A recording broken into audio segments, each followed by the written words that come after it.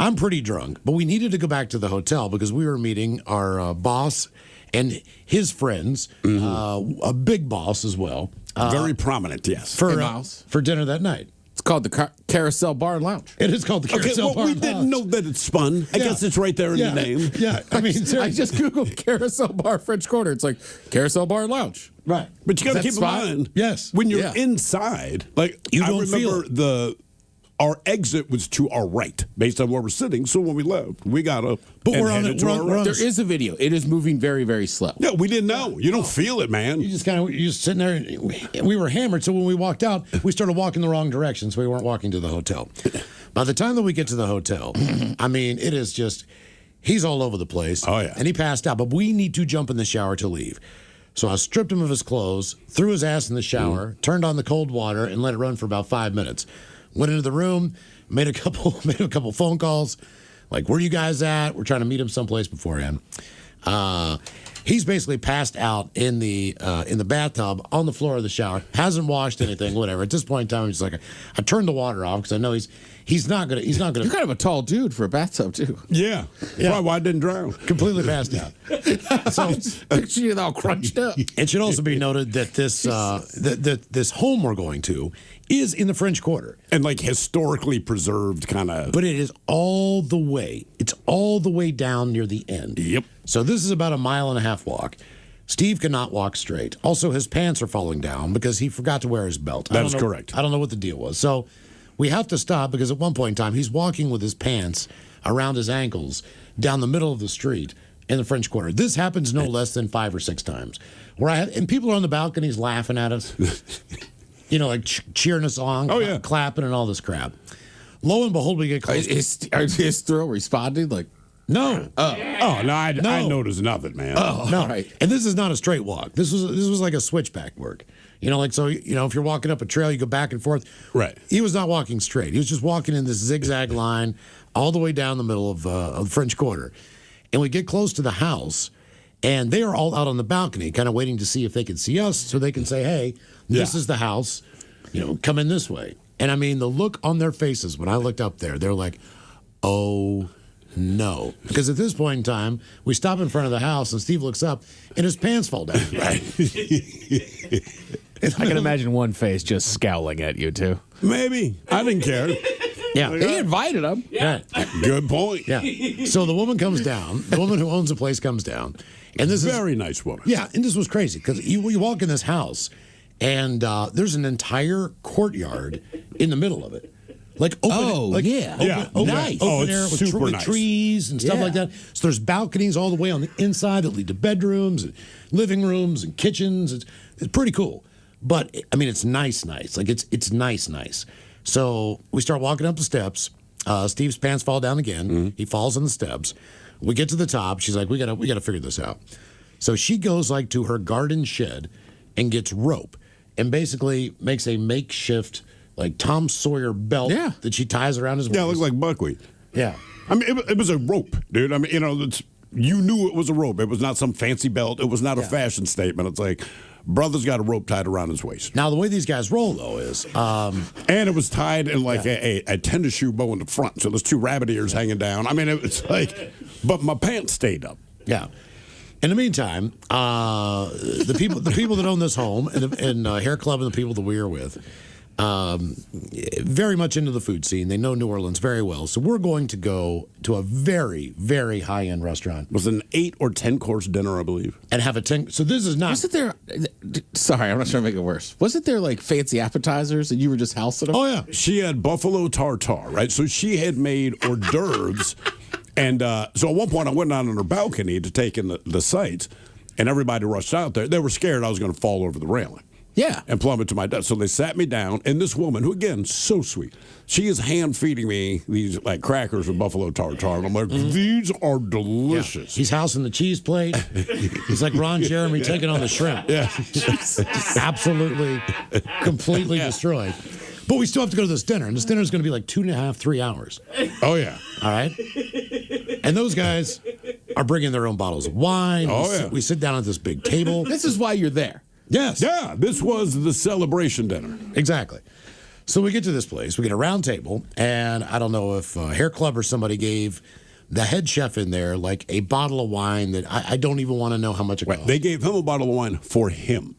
Right. And then they also had their own bottles of wines for us to drink and quote unquote appreciate. Now I don't know how much you've ever had to drink, but when it comes to the point where you've been drinking all day, when you switch to wine, it gets worse. Oh yeah, bad things happen. If you don't drink wine, and we don't on the regular, man, we got so hammered that night.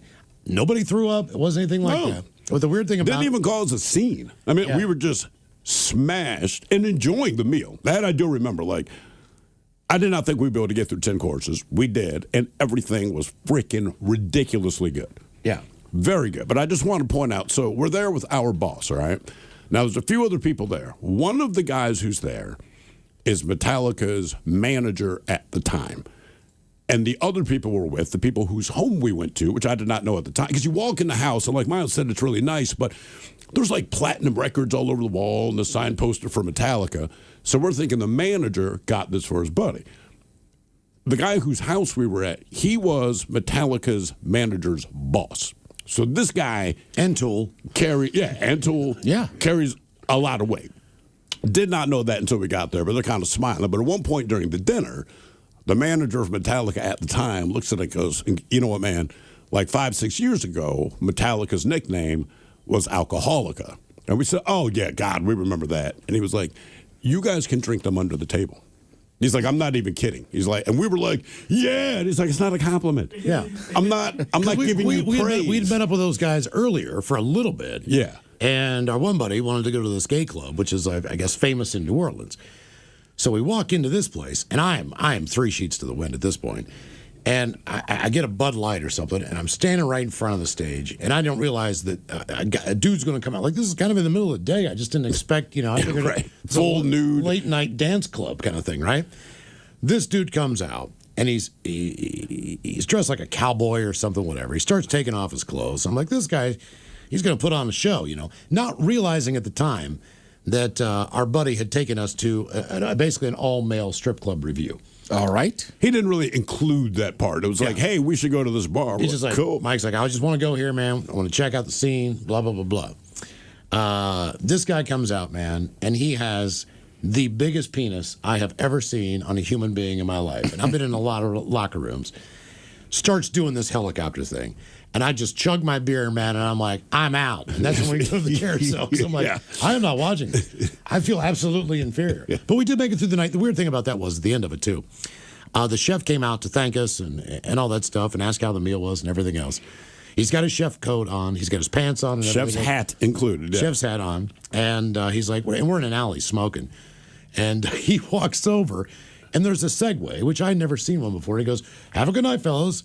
And he gets on the Segway and just zips off. Like, keep in mind, his Segway also has like blinking lights and stuff. Like, he fully decked this thing up, but we'd never seen a Segway. Man, what the hell's that? So he took off and we're like, it's like a spaceship, dude. Did that just happen? What is he riding? Like, no one had a Segway at the time. It was the weirdest thing, man, because he seemed like a very proper guy. They got on like all these Christmas light Segway and just we're like I know I'm drunk, but like that happened, right? Like we did see this. Yes. I had a great time though, man. I really did. We got to the airport. And it was the morning. We're all just absolutely hungover. It's horrible. And so Hair Club's like, we got to get something to eat. New Orleans Airport is probably unchanged since they built it. Yeah, it looked like it. They have never done anything. There's no restaurants really in there, but there is a hot dog cart. And I'm like, the hell that I'm going to get a... He's like, don't you get a hot dog. No, a chili dog. A chili dog. I was like, I'm going to get a couple chili dogs. I could just see him. His cheeks were puffing up like he was going to throw up right there in the middle of the terminal. He's like, you're not going to eat that, are you? I'm like, hell yeah, I am. So scarf down. Then we started drinking again. And I think that either we were making too much... Hair Club could hear us in first class and back in coach. Yeah.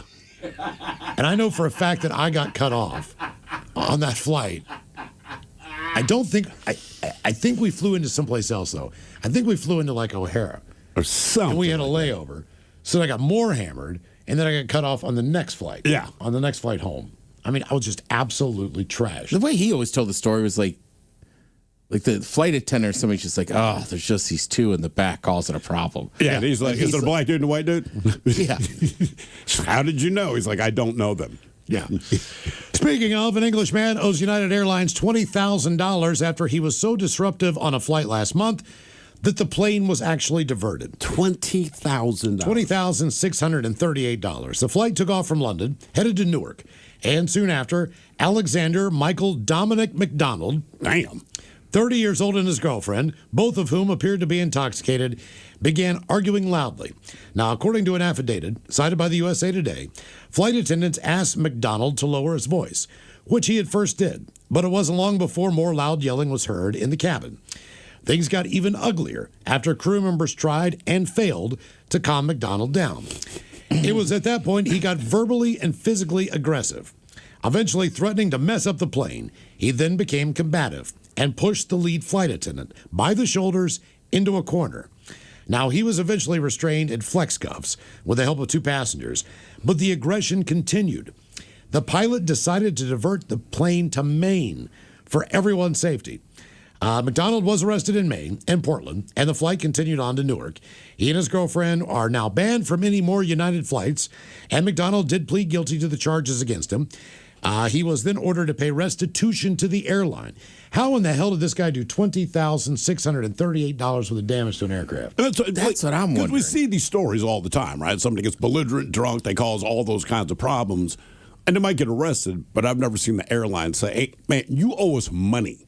Like, whatever the hell, you owe us money for this, because they don't indicate that he damaged the plane. No. Well, Right. he had to do something. If he did that much in damage, he owes United Airlines $20,000. Yeah, that's what I'm wondering. Like, dude, what did That you could do? be for gas Oh, to make the diversion? and all that. That could be part of it. I know, but still, like, we hear this all the time, emergency landing here, whatever, because someone's unruly. I've just never seen the airline say, they might ban your ass, but to say, hey, you owe us a couple of grand, man. It was that bad. How did he not just pass out if you're that drunk? I know.